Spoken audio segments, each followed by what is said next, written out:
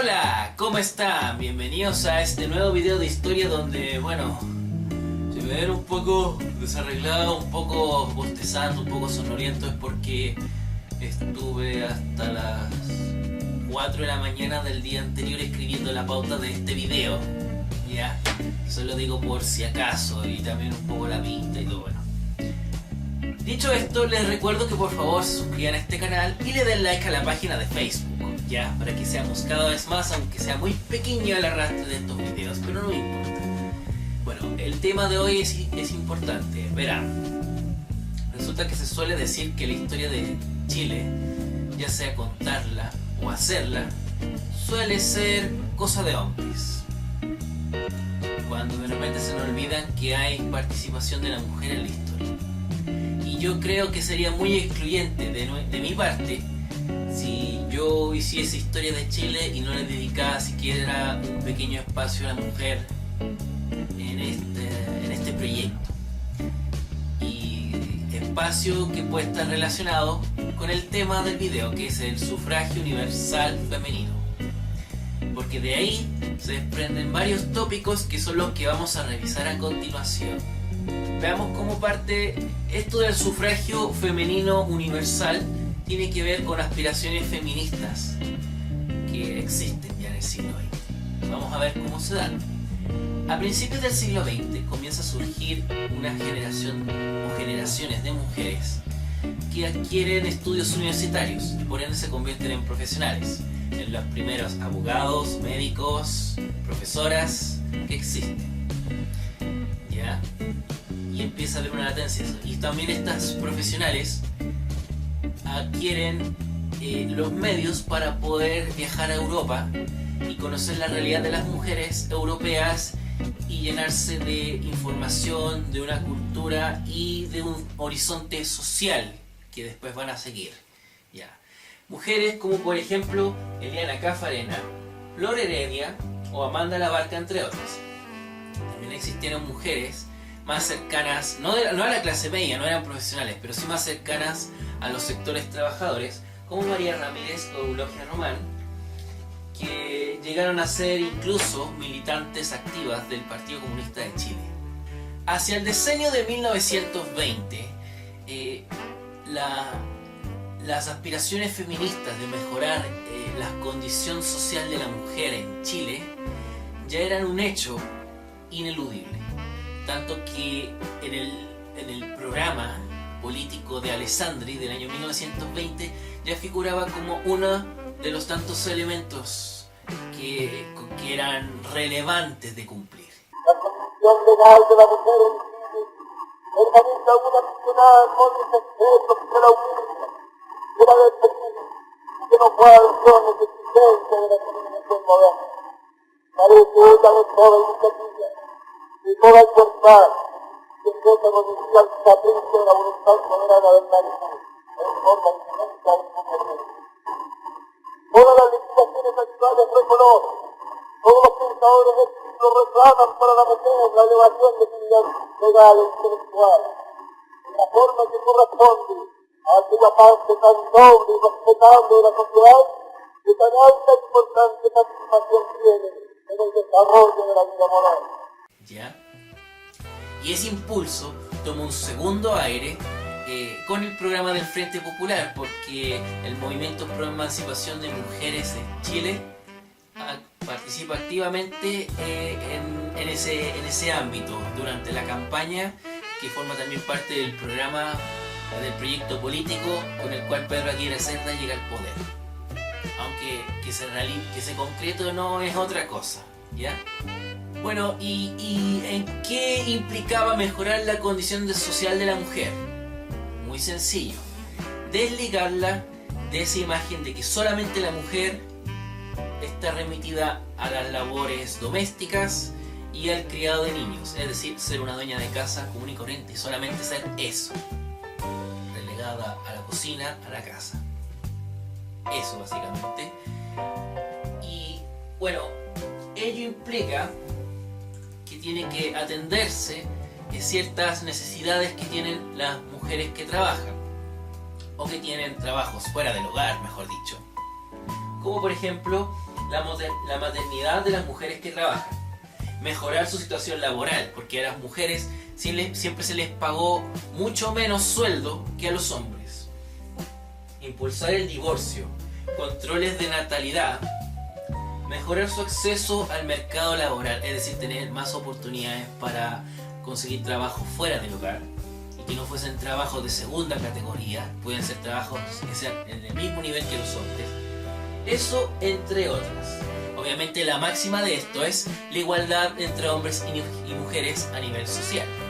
Aquí hay anotadas las distintas organizaciones que pretendieron impulsar todo lo antes mencionado.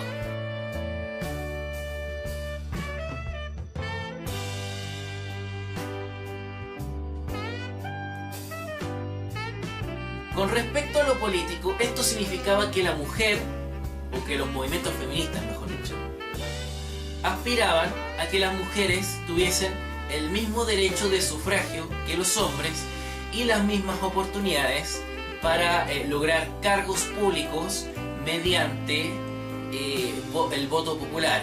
Y bueno, también eso impregnara hacia que las mujeres fueran designadas como funcionarias públicas en cargos importantes, esos que son designados por ejemplo por el presidente de la República. Esta lucha por el sufragio universal femenino se da desde el diseño de 1920. Y lo curioso de destacar es que si bien fueron partidos como el liberal o el radical que siempre defendieron esta lucha, cada uno en su respectivo momento, este logro que fue gradual del sufragio universal femenino universal, se logra en gobiernos conservadores. ¿Ah? ¿Por qué pasa esto? Porque si bien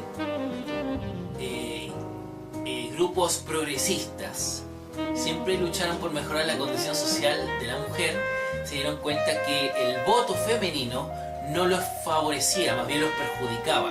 ¿Por qué? Porque las mujeres, por lo general, o sea, las mujeres que eran feministas eran una minoría. La amplia mayoría de las mujeres de por sí tenían una crianza que era conservadora y cercana a la Iglesia Católica. Entonces, si eran potenciales votantes, iban siempre a votar a los sectores más conservadores, al Partido Conservador, al Partido Liberal, después a la Falange Nacional, y eran pocas las que iban a terminar votando por los radicales, por los socialistas, por los demócratas, en fin. Por eso es básicamente. De modo que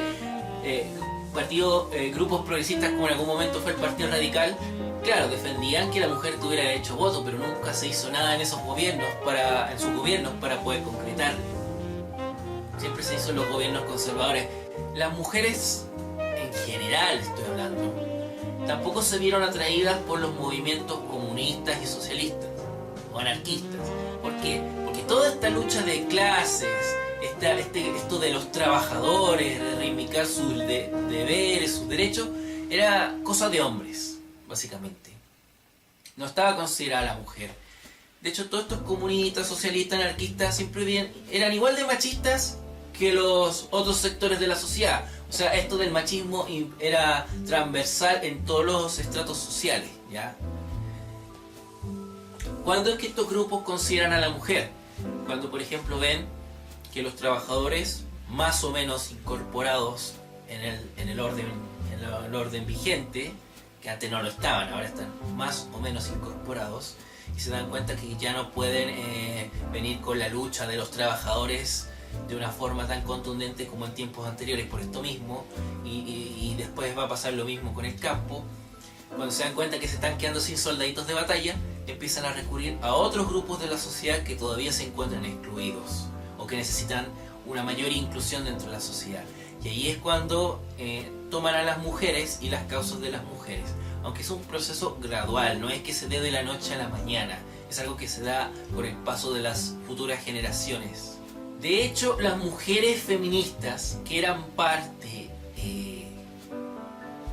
que eran cercanas a movimientos comunistas y socialistas, sobre todo el Partido Comunista, dejaron de lado o tuvieron fuertes discrepancias, mejor dicho, y por lo mismo dejaron de lado todos los planteamientos que hacían estos movimientos feministas. Que entre medio, bueno, no me cabe la menor duda que ahí tiene que haber habido una pelea entre envidia, que todo esto de que las mujeres son territoriales, que son celosas, en fin, que se agarran del moño. Yo creo que eso tiene que haber pasado. O sea, si el día de hoy vemos adolescentes que se pelean de un mismo fan club por un artista, no me extrañaría, y se agarran del moño por cualquier cosa, no me extrañaría que eso pasara con movimientos que reivindicaban los derechos de la mujer. No me extrañaría. No, ahora, bueno, con esto no quiere decir que los hombres no nos peleemos por estupideces, también existe la pelea de ego y todo el cuento, pero yo lo digo porque esas cosas no se saben, no se cuentan, pero eso también tiene que haber pasado, es parte de la naturaleza humana, no pasa nada, ¿ya? Bueno, y resulta que, bueno, estas mujeres que estaban más cercanas al Partido Comunista, a movimientos de ese tipo, movimientos socialistas, se alejan de ello, se acercan más a lo que es la lucha de los trabajadores. Y de hecho, gracias a ese alejamiento de estas mujeres, el movimiento feminista queda solamente como un movimiento impulsado por mujeres profesionales y profesionales básicamente de sectores medios, lo que hoy día llamaríamos mujeres cuicas, básicamente. Como diciendo, una pelea de cuicas para cuicas. De cuicas para cuicas, esa es la cuestión. Bueno, los sectores medios no eran cuicos, o sea... Cuicos, no, para nada. Pero la diferencia, digamos, a nivel económica entre una mujer trabajadora, obrera y una mujer de clase media era sustantiva, era sideral, era muy amplia. Ese es el cuento. No es como hoy día que esas posturas están mucho más cercanas, que pueden haber diferencia y todo, pero aparte que hay otro sistema económico, social, donde está todo más manejado por el dinero. Pero en ese entonces una diferencia entre una mujer de clase media y una mujer trabajadora era notable. Y como se tenía cierta conciencia de que la mayoría de las mujeres tenían posturas políticas o cercanas a políticos más conservadores debido a su crianza, principalmente cercana a la Iglesia Católica, no era de extrañar que los políticos conservadores se aprovecharan de eso, reclutaran a algunas mujeres en algunos cargos para después decir, miren, nosotros incluimos a la mujer dentro de cargos públicos, nosotros no somos machistas, y esta cuestión que de repente el día de hoy nos puede sonar hasta populista. Esto es decir, nosotros tenemos mujeres en cargos públicos para decir que nosotros incluimos a la mujer dentro de los gobiernos, dentro de los funcionarios públicos, etcétera, etcétera. Ya, eso. Y si se fijan es algo que yo creo que hasta el día de hoy está presente. Pero veamos un poco esta situación. Por ejemplo, en 1934 se aprueba en el segundo gobierno de Arturo Alessandri Palma, segundo gobierno que en este momento Alessandri ya era tachado de conservador, ya las fuerzas progresistas estaban en los radicales, en los socialistas, iba por ahí. No me atrevo a decir los comunistas, porque los comunistas ya eran ruptura, más que progreso. En ese gobierno ya conservador, tachado de conservador, se aprueba el voto femenino, o sea, que las mujeres puedan votar solo en las elecciones municipales y que también puedan presentarse como candidatas a los municipios, sean como alcaldesas o como regidoras. Regidoras son lo que hoy día serían como los concejales. Es decir, ¿cuándo fue la primera vez que usaron este derecho? Al año siguiente, en las elecciones municipales de 1935. Y aquí sale la primera mujer electa alcaldesa por el voto. ¿Quién fue? Su nombre era Alicia Cañas Zañartu.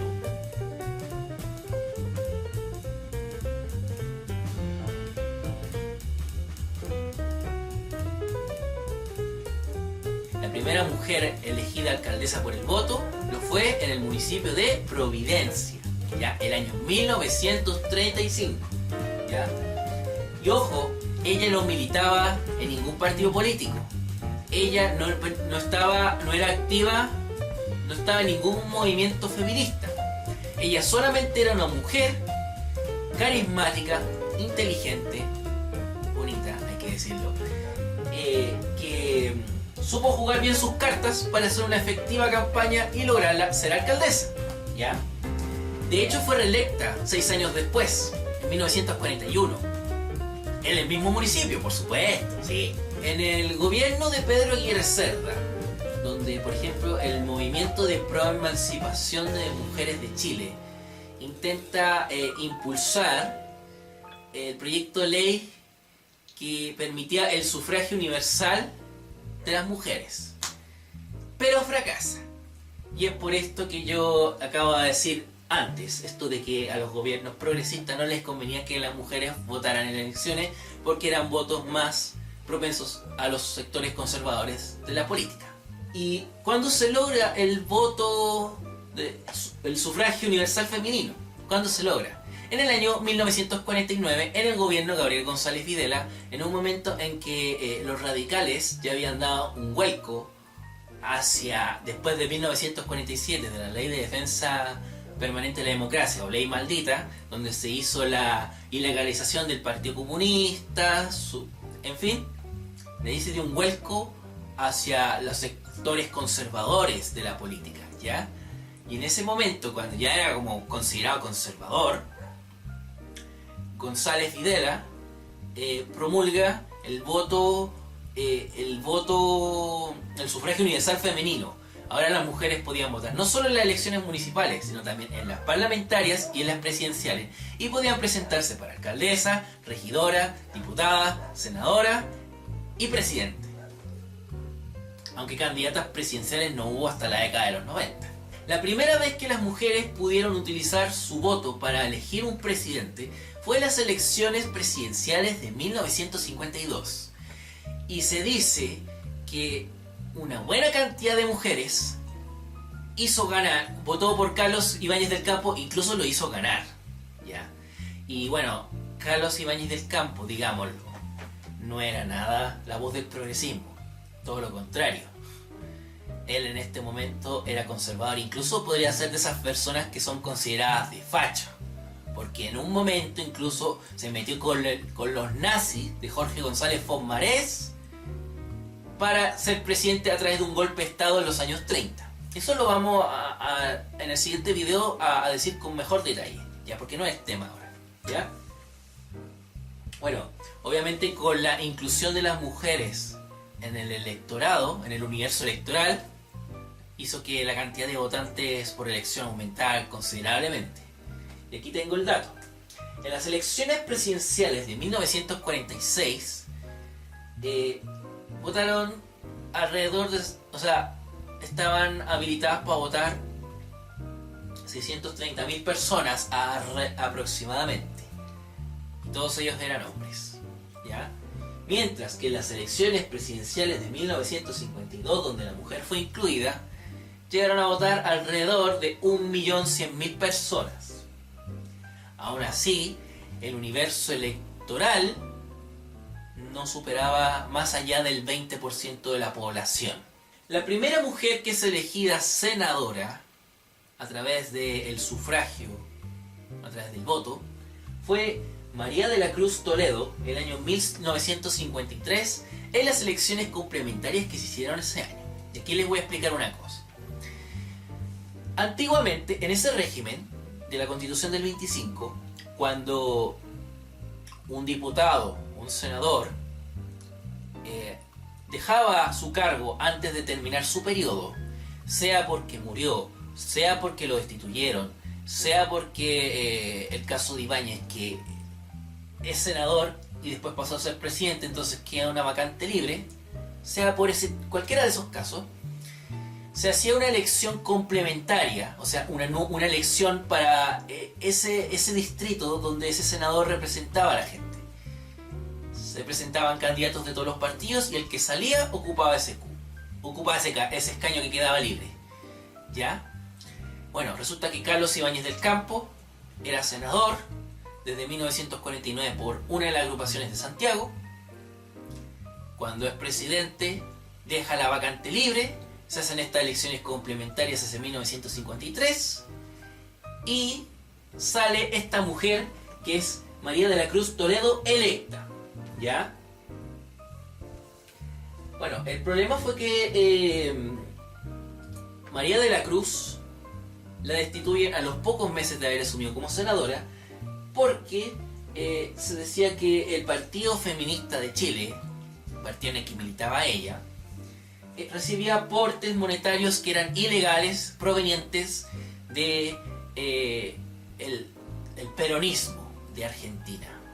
O sea, el movimiento peronista que estaba en Argentina en ese momento en el poder con Juan Domingo Perón.